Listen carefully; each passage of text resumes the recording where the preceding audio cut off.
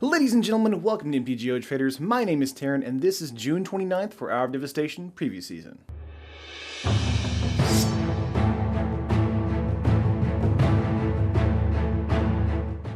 There are a ton of cards to go over today, so I won't waste any time getting into them. But before I do, make sure to hit that like button and subscribe to MTGOTraders and hit that little bell to let us know you like the content that we're producing and you want to see some more of it. Okay, now that that's done, let's get into the cards. Commons and uncommons first, of course. Frontline Devastator is 3 colorless and 1 red mana for a 3/3 zombie minotaur warrior with Afflict 2. Pay 1 colorless and 1 red mana. Frontline Devastator gets +1/+0 until end of turn. This is a fantastic common. Fire breathing with Afflict makes fire breathing so much better, allowing you to trade blocks and still get in for 2 life. However, due to its 4 mana cost, you probably won't see any play outside of draft or sealed. God Pharaoh's Faithful is 1 white mana for a 0/4 human wizard. Whenever you cast a blue, black, or red spell, you gain 1 life. This card is a fantastic draft and sealed card, but note that a multicolor spell will only cause you to gain 1 life, not 2 or 3, because it's only 1 cast trigger. Regardless, being a 4/4 toughness body goes a long way in draft and sealed, and being only 1 mana with a passive life gain upside is also incredibly good. This should be a card you want filling up the bottom of your curve if you're a deck that is a bit slower and needs to last long enough to cast bigger spells. A great board state staller and tempo advantage. Also, standard? I don't see this doing much there, but you never know. Maybe in a life gain, life loss deck? I'm not sure. Ronus's Stalwart is 1 colorless and 1 green mana for a 2/2 human warrior. You may exert Ronus's Stalwart as it attacks. When you do, it gets +1/+1 until end of turn and can't be blocked by creatures with power 2 or less. Again, this is a great common in draft and sealed. They're killing it with commons today. A 2/2 bear is fine, but give that bear a pump and pseudo evasion tactic and you're looking at a great card. A really aggressive turn 3 swing on the curve. This isn't a standard card sadly, but draft and sealed players go nuts. Survivor's Encampment is a land desert you can tap to add 1 colorless mana to your mana pool. You can also tap it and tap an untapped creature you control. Add 1 mana of any color to your mana pool. This is pretty boring. But in draft and sealed, it could possibly help you curve out on the needed deserts so you can make sure that that works. I like it for that, but literally anything else, this is slow, detrimental to your board state, and again, pretty boring. Only play with the desert archetype deck. That's it. Seer of the Last Tomorrow is 2 colorless and 1 blue mana for a 1/4 Naga Cleric. Pay 1 blue mana and tap it. Discard a card. Target player puts the top 3 cards of his or her library into his or her graveyard. Wow. I think we might finally start to have mill cards coming into standard. While I don't think this card is particularly great, it does recur often enough, and with Fraying Sanity from our Devastation, this is 6 cards and not 3. In draft and sealed, this also feeds Eternalize and Embalm, so that's great. So with this and Fraying Sanity, limited mill looks pretty good. And again, 4 toughness cannot be overlooked. You'll run up against this super often and feel stuck. Tragic Lesson is, oh god, look at that art! Jesus! Tragic Lesson is 2 colorless and 1 blue mana for an instant. Draw 2 cards, then discard a card unless you return a land you control to its owner's hand. Despite the ridiculously graphic art, the card is actually very good, allowing you to bounce a land in response. Will this see standard play? In an Aether Hub style deck where laying it nets you energy and essentially costs 2 mana, I think so. In draft and sealed, this card is also very good for the same reason, except it can feed Eternalize and Embalm. I really like this card's ability. I do not, however, like this card's art at all. Moving on. Life Goes On is 1 green for an instant. You gain 4 life. If a creature died this turn, you gain 8 life instead. This is basically Morbid from Innistrad. Life gain for 1 mana is sometimes really good, and in draft and sealed, this card could see some play. For anywhere else though, I don't see that happening. But if it had cycling, I bet it would have seen play in a new Perspectives deck or something. Again though, 8 life for 1 mana seems pretty good. Dutiful Servants is 3 colorless and 1 white mana for a 2/5 zombie. That's it. While this is more expensive and nearly the same art as those who serve, this card is worse. If you have a slot and are playing zombies, sure. Otherwise, look elsewhere. Moving on. Mummy Paramount is 1 colorless and 1 white mana for a 2/2 zombie. Whenever another zombie enters the battlefield under your control, Mummy Paramount gets +1/+1 until end of turn. Okay, this is a draft, sealed, and maybe even standard playable zombie? Being a 2/2 bear isn't terrible in draft, but a power bump every time you grow your board is great. Not to mention the +1/+1 can stack when multiple zombies enter the battlefield, so turning this into a 4/4 zombie is an easy feat. In black-white zombies and standard, this card seems like a great inclusion. Wretched Camel is 1 colorless and 1 black mana for a 2/1 zombie camel. When Wretched Camel dies, if you control a desert or there is a desert card in your graveyard, target player bear discards a card. It's not a minimum of 2/2 for 2 for the bear, and its trigger is very specific. And again, not that great. If you're looking to fill out your curve in Draft and Sealed, this will do nicely. But in Standard, look elsewhere. But it is a camel, so that's cool.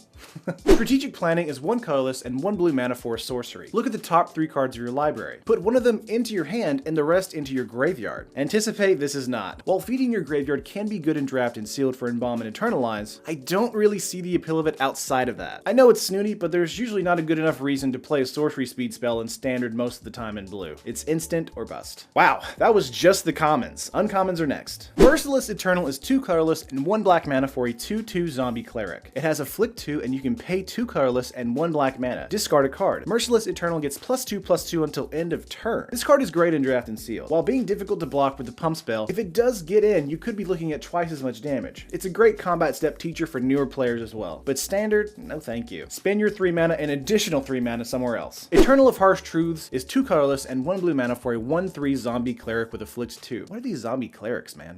What? Whenever Eternal of Harsh Truths attacks and isn't blocked, draw a card. In Draft and Sealed, this card is actually great. If blocked, they take 2 life. But if they don't block, they take 1 life and I draw a card. Basically, this will depend on how highly your opponent values card advantage. In Standard though, this is unplayable, as it's a little slow and not exactly what blue wants to be doing. But in Draft and Sealed, where the fight is more on the ground, this card could be an all-star. Bloodwater Entity is 1 colorless and 1 blue and 1 red mana for a 2/2 elemental with flying and prowess. When Bloodwater Entity enters the battlefield, you may put target instant or sorcery from your graveyard on top of your library. Wow. This Izzet card has a lot of fantastic utility. While being a 3 mana 2/2 flyer is great in Draft and Sealed, the prowess trigger makes it a nightmare to handle with blocks. Not to mention it feeds itself in prowess triggers by letting you set up your next turn. It's super powerful. In Standard?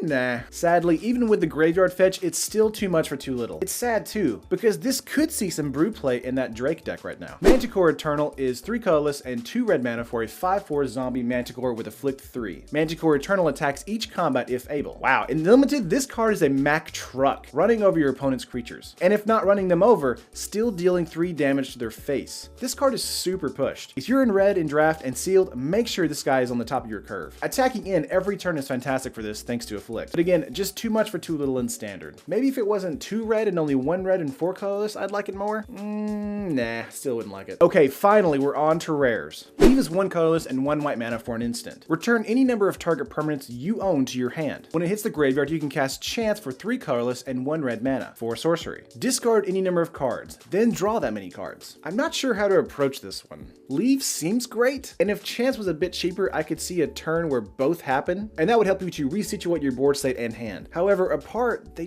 seem okay. Leave can help trigger enter the battlefield abilities a second time in Draft and Sealed, and that's cool. Chances, unless you have a full hand of lands or cards you don't want, seems pretty blah. It's not card advantage, it's card filtering. At least you're not losing a card on the turn you cast it. I'm not really sure where this goes either though. Let me know what you think in the comments below. Do you think this has a home somewhere? I mean, it does stuff, but I don't think it does enough stuff, if that makes sense. Abandoned Sarcophagus is 3 colorless for an artifact. You may cast non-land cards with cycling from your graveyard. If a card with cycling would be put into your graveyard from anywhere and it wasn't cycled, exile it instead. I'm not sure about this one either. Basically, you need stuff in your graveyard already before playing it, sort of. Because if you don't and you want to use the ability, you need to cycle it first. But all that means is that you're card filtering before playing the card in your graveyard like normal. So actually, this gives you the chance to play 2 abilities on a single card? That's actually pretty good now that I think of it. In Draft and Sealed, this card is actually not too terrible. This is because in Draft and Sealed, it's a slower match where you have the mana to do both things at the same time. In Standard, this card feels kind of awkward, but I'm not sure if it's unplayable. Maybe in a cycling Eldrazi style deck? Just need the mana and speed for this to work. It's super interesting though, to say the least. Okay, so our last rare of the day is Hour of Devastation.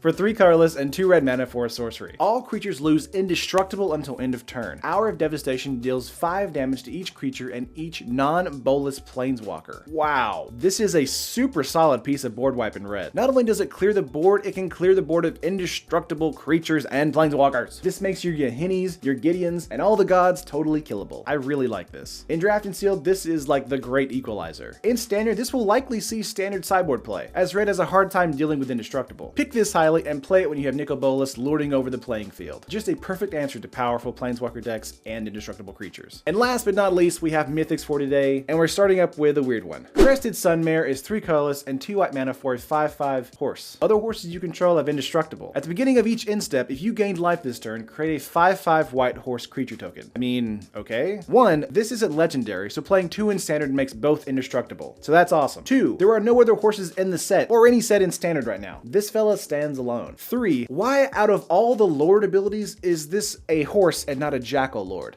Maro, this is your card and you confuse the crap out of me. Why? It's a 5-mana lord that can't synergize with literally anything but itself. Besides all that, this card is a limited bomb, and I'm sure in standard there's some poor soul brewing up a horse deck right now.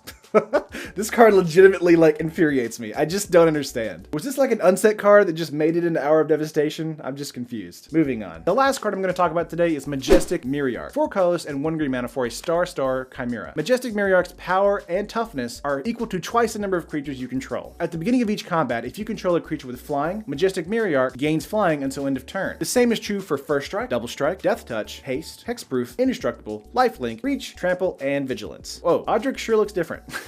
This creature would fit nicely into a token strategy, but even better in a green-white good stuff deck where abilities are varied. In Draft and Sealed, if you have the board presence, this card is amazing. If you do not, this is just a 2/2 bear, and you'll feel bad for playing it, which is kind of sad. In Standard, I'm sure this will be brewed around with, but it seems unlikely to be in a top tier deck due to its base 2/2 by itself. It'll take a lot of finagling to get it to work, I'm sure, but if you can make it work, it is a powerhouse in your deck. Wow, that was a ton of cards today, and I'm sure tomorrow will be just the same. But as always, guys, like the video if you liked it, and subscribe to MTGOTraders for more content like this in the future. I'll see you guys tomorrow.